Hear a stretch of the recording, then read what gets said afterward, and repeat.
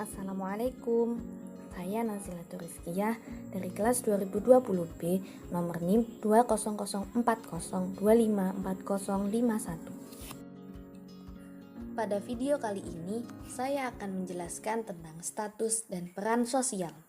Status dan peran sosial adalah dua hal yang berbeda, namun keduanya saling berkaitan dan saling berhubungan.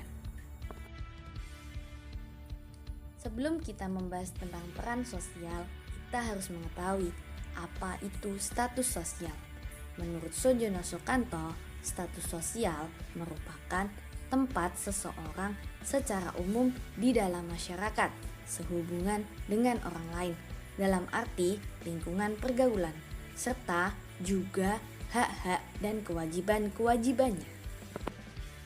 Kemudian, menurut Ralph Lincoln, status sosial merupakan sekumpulan hak dan juga kewajiban yang dipunyai seseorang di dalam bermasyarakat. Pemilik status sosial yang tinggi akan ditempatkan juga pada tempat lebih tinggi dalam struktur masyarakat dibandingkan dengan pemilik status sosial yang rendah. Atau bisa disimpulkan bahwa status sosial adalah posisi atau kedudukan seseorang di dalam masyarakat. Ada 3 cara seseorang mendapatkan status sosialnya. Yang pertama adalah ascribe status, yaitu status yang diperoleh sejak dia dilahirkan dikarenakan oleh faktor keturunan. Contohnya, seorang anak kiai setelah lahir otomatis dia akan menjadi seorang gus dan akan dihormati oleh para santri.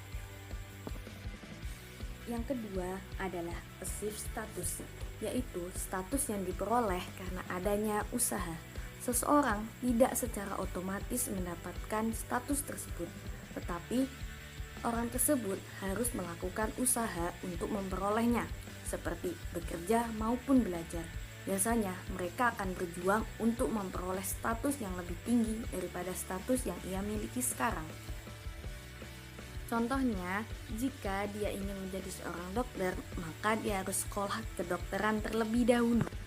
Setelah ia lulus, kemudian ia melakukan syarat-syarat selanjutnya untuk menjadi seorang dokter, dan dia berhasil melakukannya, maka ia akan mendapatkan status sebagai seorang dokter. Yang ketiga adalah assign status, yaitu status diperoleh dari pengakuan orang lain atau diberikan oleh orang lain.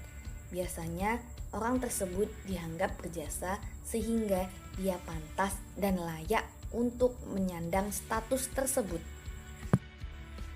Contohnya adalah gelar pahlawan yang diberikan oleh masyarakat kepada seseorang dikarenakan perjuangannya.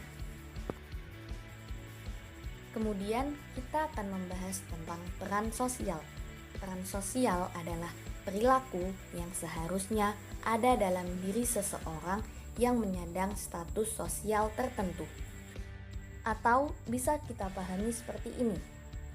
Apabila seseorang sudah memenuhi hak dan kewajibannya dari status yang ia miliki, maka ia sudah memenuhi perannya.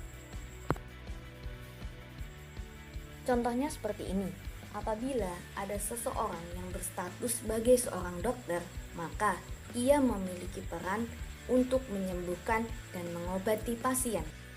Untuk lebih memahami tentang hubungan status dan peran, saya akan mengambil contoh dari status sosial yang saya jelaskan sebelumnya, yaitu anak kiai yang otomatis menjadi seorang gus.